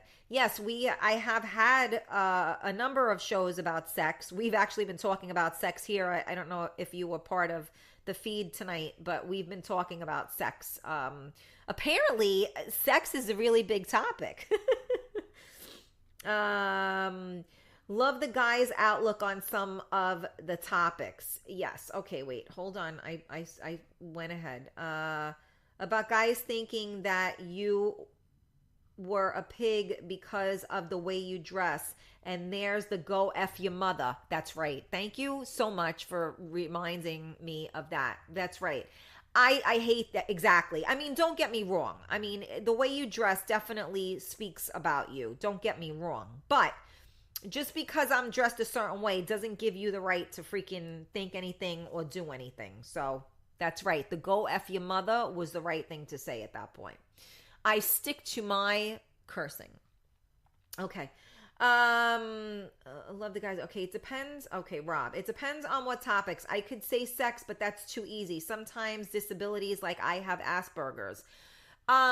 Would you be comfortable, Rob, talking about that in 2 weeks when you come on the show? I mean, I personally don't know a lot about that, so I would love for you to educate me and everybody, all of our listeners, on that, along with, of course, your Cougar Whisperers. But Rob, would you be okay with that? Where am I? Christine, appreciate the different perspectives. Thank you. And that's, I mean, I just want to make sure that I'm checking my list, because that is very important to me, because you, like I always say, you don't know till you know. So it's important to me that you see a different perspective. You don't have to agree with it. But just seeing something differently can open up your eyes, because maybe right now it doesn't matter, but you could be in a situation 6 months from now where something comes up and you'll remember that you learned something different, and it might then, be implemented. So, knowledge is power. So whatever we learn, and whatever angles we learn to see things, I think can always change a point of view. You don't always, sometimes, I'm so opinionated, and sometimes I'm like, oh, that's ridiculous. What, are you kidding me? Like, they didn't know that. And then somebody will say, well, you know what? They really didn't know that. They didn't realize that. And I'm like, they didn't? How do you not know that? And then somebody would explain, and I'm like, damn, I feel bad now. Like, I didn't even look at it from that point of view. So perspective is huge. Let me get back to my things here. Okay, it depends on the topic. Okay, we got that. Appreciate. Okay. It's James said it's great getting a woman's perspective on things. Well, I appreciate that. And I'm trying to do both, James. I'm trying to not only get a woman's perspective, but also men's perspectives too, which is why I do like to interact, because I think a lot like a guy. My best friends were all guys. I'm a girly girl, don't get me wrong, but I think that perspective is good. And for me personally, when I'm dealing with something, especially if it has to do with a man, I would like a man's perspective, because sometimes I don't know, we don't know what the hell we're doing. Like, I'm like, am I doing this right? Like, this whole dating thing, and I don't know what the hell I'm doing. I'm probably doing it all wrong, So it's always, I'm like, I don't know. I don't get this at all. So if we don't talk to each other, how do we learn? How do we make a difference? How do we figure it out? Trial and error, of course.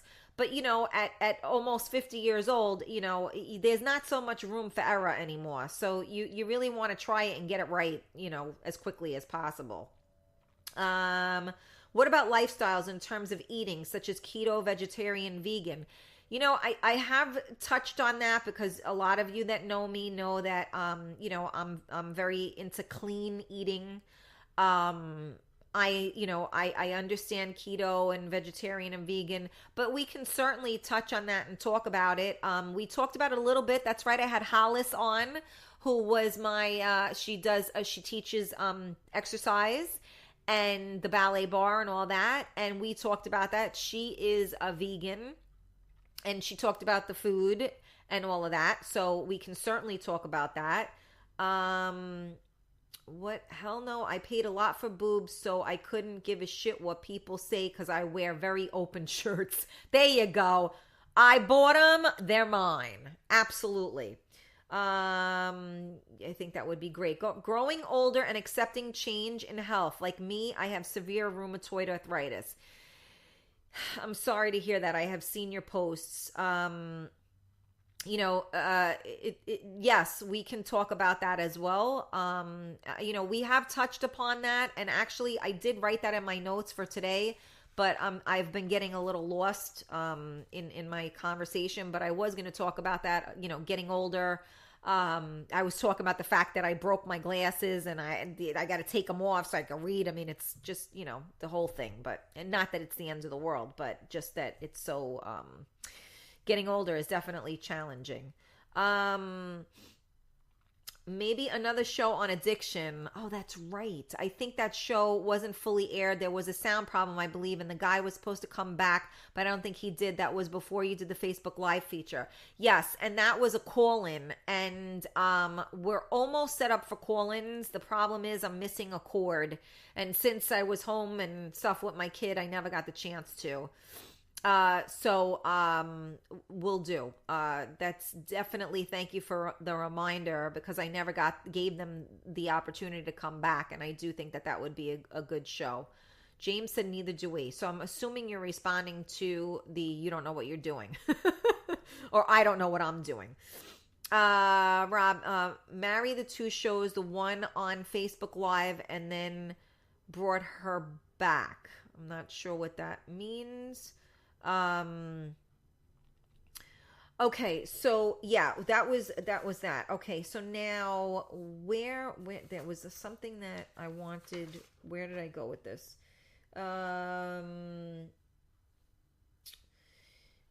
That was where was I going with that? I want to just remember where I was going with that. I wanted to talk actually since we were recapping. I wanted to talk about New Year's resolutions. I want to talk about this bullshit. New Year's resolutions, to me that's like when I did I was doing some business, and I remember that I had a verbal agreement with someone, and I got screwed. And my lawyer said to me, a verbal agreement is worth the paper it's written on. New Year's resolutions to me is worth, the paper it's written on, if it was a verbal agreement. Um, you know, making everyday changes that will last a lifetime is what we need to do. So, and it's people are sending me in, and like I just Mary from the gym. So I was with her yesterday. We had coffee together, and that's what I wanted to talk about too. So, and Mary's great. I'm getting her back on too. We talked, for hours as well, and she's a funny lady.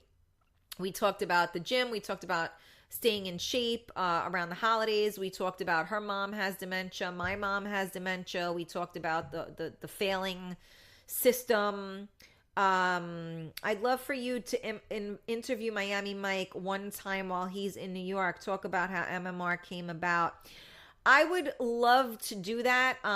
If Mike is here, Mike and I did do a show, but Mike talked the whole show. So I didn't get a chance to, that was Mike's show. That wasn't Real Talk with Karen Stacy. That was Real Talk with Mike, Miami Mike. So I didn't get a chance to do that. So I would absolutely love to do that. And I think that we should write to him. You guys should make that suggestion. And yes, as far as Mary, my gym where she will come back to, and I want to talk about this. The holidays just passed, and everybody ate like a gavon, right? I mean, it's what happens. And I know for me personally, I try not to eat carbs, and everybody's like, "Oh, but you're so thin. Why don't why don't you eat carbs?" I'm like, "Because I don't eat carbs because I kill myself to try to be thin." So I work out at least 4 days a week, and I don't eat carbs. But when I do, I mean, I love food. So when I do, I do. And my point is that you can't make a New Year's resolution if it's not what your life is. So everybody was eating like they were going to the electric chair because it was the holidays, and then it's like, oh, I'll go back on my diet on Monday. And people say, oh, just have the slice of pizza. And I'm like, I did. I actually ate pizza on Sunday because I was drinking and I had no food in my stomach. But Patsy's pizza is really thin, but still. My thing is this. You can't make a resolution unless you own it. So either you're going to eat well and you're going to exercise and you're going to watch, or you're going to torture yourself and make yourself do it for the 15, the 20 minutes that you end up doing it. And then you're going to lose it anyway. So that was something I did want to discuss on the show, because people do these, New Year's resolutions. Everybody starts a diet. The gym is like insane. It gets all crowded, and you're just waiting because that in another like month, people are going to be gone and you're done. So it's fine, So my point is that if you're going to do something, commit to it and own it. And if it's not something that you're going to be comfortable with, then don't do it. Own what you do. I know, like some people, like I said, they're vegan, they're, do what works for you. But you can't like diet and expect that to be a way of life. Being on a diet is never going to work because you're always going to be deprived. The other thing Two is, as the over drinking, right? With the holidays, we eat and we drink. And like I said, to me personally, like, and food is a freaking drug, let me tell you. When I told you in the beginning of the show, I made my rice and beans and I made my ben meal. Let me tell you something. Anybody out there that doesn't know what ben meal is, it's a pork shoulder and it has a full layer of fat and skin on the top of it. And those of you that don't eat meat are all throwing up right now, but those of you that do eat meat are salivating. And this gets you, when you cook it, you make it nice and crispy. I cannot tell you in words.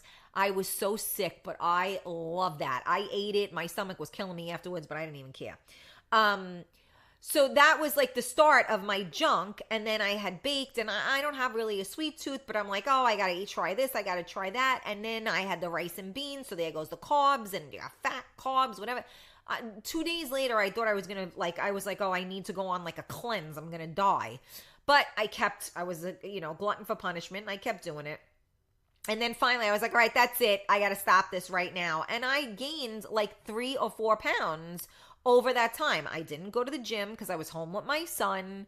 And, you got to check yourself before you wreck yourself. So, if you're going to go off the beaten path, you got to get back on the path fast, because if not, as fast as you put it on, you're going to keep it on. So as fast as you put it on is as fast as you could take it off. So if you get back into the swing of things right away, you're good to go. But if you perpetuate that behavior and don't own it anymore, then you're going to get right back to the same situation again. So for any of you that fell off the wagon during the holidays, get back on the freaking wagon. It's January. I think it's January 9th right now or something like that, because I'm the worst. I don't even know what freaking day it is. Jump back on the wagon. It's January. Just stick to something, do it, and that's it. Make a promise to yourself. That's the most important thing, because I make promises to myself. I wake up at 3 o'clock in the morning with my heart pounding because I start thinking about things. I shouldn't have done this. I didn't like this. I wanted to do this. I wanted to accomplish this. And these are things that go through my head because I have issues at like 4 o'clock in the morning. So you have to hold yourself accountable. If you don't hold yourself accountable, you're never going to end up where you want to be. So set a goal and hold yourself accountable. That's my 2 cents of the day. Now, I know everybody's putting stuff on here, and I'm talking. I went on a rant again, so I have to go look and see. Moderation is key. You only live once. If you have a goal, then it becomes easier to stay in a routine. See, I'm good. I said that too, Gabrielle. We're on the same page. How do women decide when to be women or when to be a man? Well, Stephen, you are tuning in late in the show, and I did discuss this earlier, ironically. We talked about this, and women always want to be women. Well, at least I always want to be a woman. I don't want to be the man, but I think women become the man when the man is either not there or the man is not being the man. So we did discuss this earlier, and maybe once the show is over you can recap, but that would be the short of the long, is that we do what we have to, as does everybody. I mean, there are men out there that do women, I don't want to say women's job, but there are a lot of men out there that are listening right now that are single, that are raising children as well.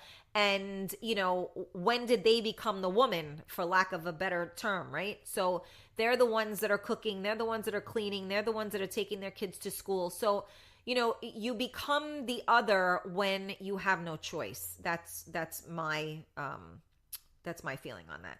I agree with Tracy. Interview with Miami Mike. Send him the messages. I'm all in. I would love to. In a relationship, Steven said. Yes, well, still, in a relationship, the same thing. If you're in a relationship, if I'm in a relationship with a man and my man isn't stepping up and I have to step up and be the man, then that's when I become the man. But that's not where we want to be. I think, like I said, I spoke about this earlier. Everybody has their role, and if everybody is playing well in the sandbox, then there should be no reason for that.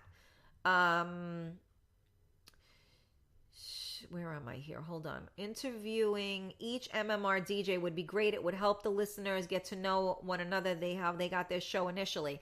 I have tried to do that. I have had Gino on. Actually, next month, I think Rob announced it on his show. We are doing a Real Talk and Mind Candy. We're doing like a Super Tuesday. I think it's the first Tuesday of February. And we're going to do like a 17-hour show. And I'm going to talk to Rob. So I had Anthony on, and yeah, I mean, I would love to have any of our DJs come on. I have asked Maymay a number of times to come on. It hasn't worked out. So in the new year, hopefully we can make that happen. Steven said, shouldn't the man be a man? Yes, the man should be the man, except that when they're not, then they're not. So you asked, when does a woman become take the role of a man? So that was the answer to that question. Rob, I just paid for a gym membership. Once the gym opens, I'm going to do that. Well, you got to do that. Forget about it. New Year's resolutions, ridiculous. Agreed. I've eaten it and used to love it. I also know how to cook a pernil just like a Puerto Rican. Yeah, it's freaking awesome.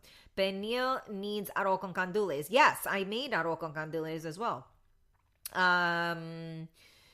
Yes, I put so much weight back on in New York. Yeah, well, that's what happens when you eat. Cheat day turns into a cheat month for some people. Yeah, and that's my point. Like, get off it now. Get back on the track. No more. Get off it. Get back with it. Set a goal. Okay, Tracy, Rob, going to next Tuesday, I believe Karen Stacy confirmed this. See, I'm good, man. I am good. I'm saying stuff and I said it before you guys even texted or before I read it. I'm really loving this. Bobby, thank you for joining us. Okay, where am I?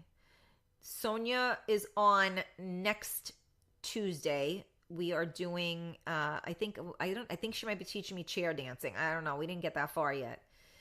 Karen, asked my cousin to come on your show, Gabriella. I would love to have anybody that wants to. Absolutely. What about Louis Natrella? He's so busy, but maybe he could squeeze you in. I have asked him. He works on Tuesday nights. So the only way that Louis would be able to do the show would be if I went like super late or something like that. Pete, thank you. Real talk. Yes, it is.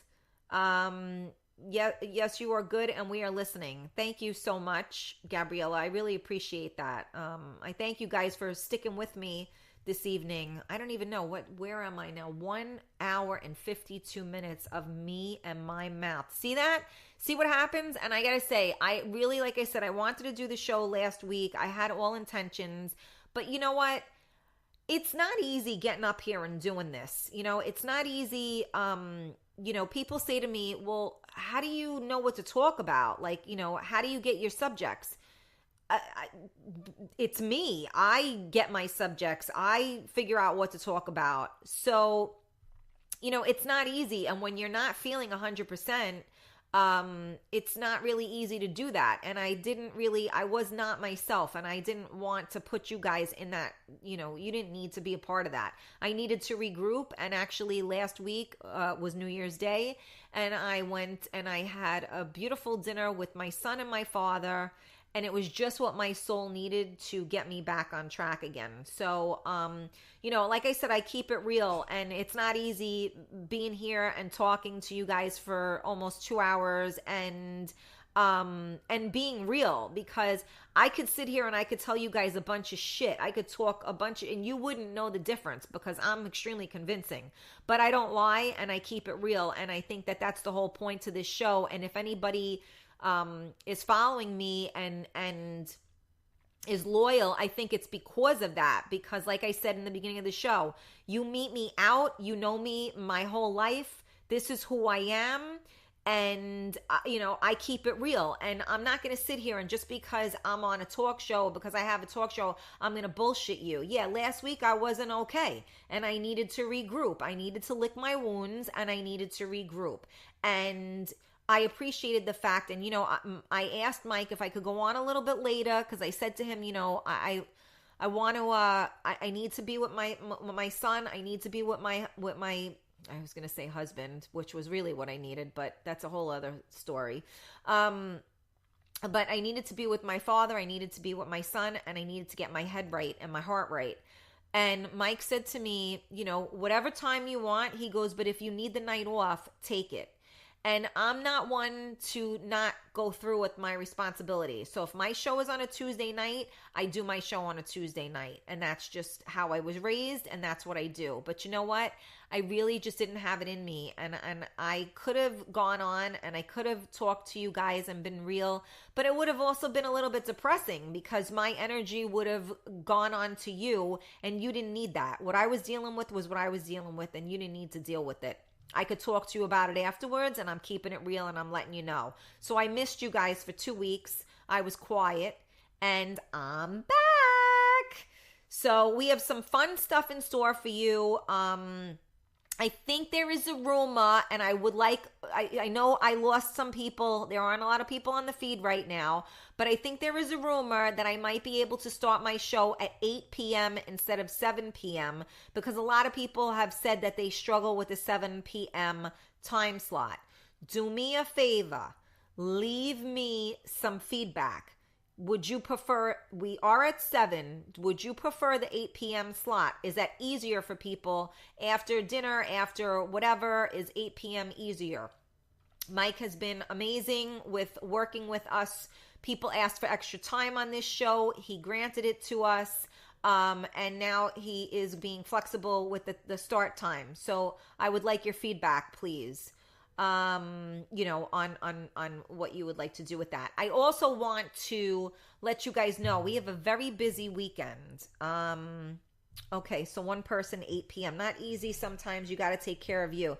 Thank you, James. Yes, and not only do I have to take care of me, but I have to take care of a 9-year-old whose heart is just as broken. So I appreciate that. And, anybody out there that has children knows that when your child feels pain and you can't fix it, there's nothing, you don't know what to do with that. So sometimes I'm at a loss for words. All right. So far, I have 3 people that are saying 8 p.m. So that's great. Keep it coming. Let me know. So what's today? Today is Tuesday. So tomorrow, Wednesday, I believe they are doing the Mayhem Loyal Listener Show from Noma. Mr. Anthony Mangini, my 19th favorite DJ, is going to be back in New York. And they're doing something there tomorrow night. So if you guys have anything, want to get out, go to Noma Social in New Rochelle at the Radisson Hotel. Thursday night, big night on Thursday night. I have an event from 7:30 to 9:30 at the Gnarly Vine. I will be there every other Thursday from this point forward. I am very blessed and honored that they enjoyed us. I'm going to have DJ Neurotic, and we're going to do some old school music. It's just a great night of just like socializing, chilling out, having little small dishes, some wine, martinis, whatever you'd like. And that's Thursday. I think that's the 11th, if I'm not mistaken. And then after that, at Chat 19, I think Anthony Mangini, I'm not sure if Serge is going to be there. He's going to be there on Thursday. I think Friday hasn't been announced yet. I don't think. And then Saturday is the big birthday blowout, which is at Noma Social. So I'm not sure if I assume we're streaming live. I'm sorry, I'm not up on everything. There was so many flyers, I just didn't get a chance to really study everything. But we will all be down at Noma Social. The birthday bash is always a huge thing. Get there early, no admission charge. And then I believe there is a brunch at 8:08 on Sunday. So it's like an all weekend type of thing. I will not be at everything because, first of all, I'm old. And second of all, my child will be hanging from a chandelier someplace. So that won't work. So I think I addressed everything. So Thursday night, come and see me. Next Thursday, January 17th, like I said, I have Lady Tita. She is coming to DJ. We're doing a ladies' night next Thursday, January 17th, the Gnarly Vine. That should be a lot of fun. And I don't know. I think I'm good. I mean, I've talked for an hour. Could you imagine that? I mean, 2 hours, excuse me. All right. So the general consensus from what I'm seeing right now, again, I'm going to post this question. Is Real Talk time is to begin the show, is 7 o'clock a good time or is 8 o'clock a better time? Please let me know. Give me your feedback. Anybody that is not able to watch the show, if you guys want to share a post and make a poll or whatever, I guess I could try to do that. But so far the consensus has been 8 o'clock. So I'm going to go with that. I just want to thank you guys again for listening to me. I got to go through our shows that we have coming up on Miami Mike Radio. On Mondays, we have The Ride Home with DJ Paulie, aka the Portuguese Prince, from 6 to 9. Mind Candy Mondays.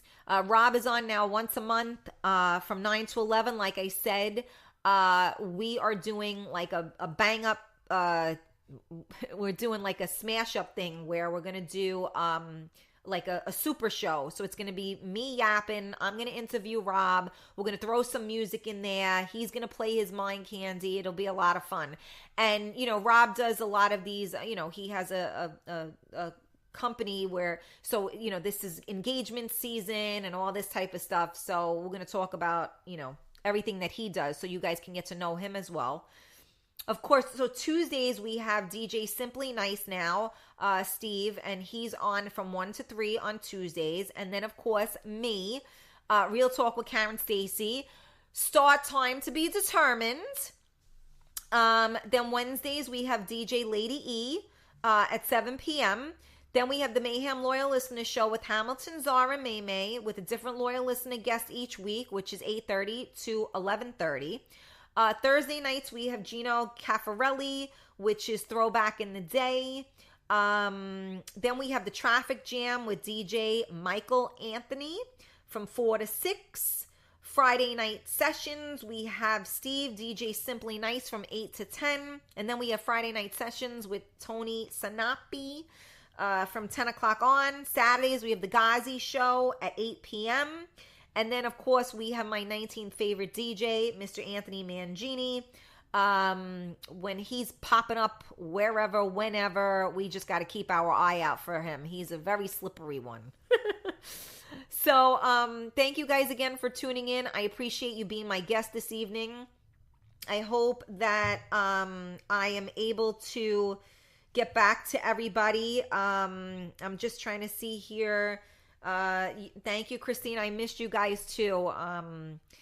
Catch it on Mixcom when I can't listen live anyway. I put it on in the car. Thank you, Mel. Thank you. And James, thank you so much, whatever time you'll be here. I really appreciate that. It means a lot to me.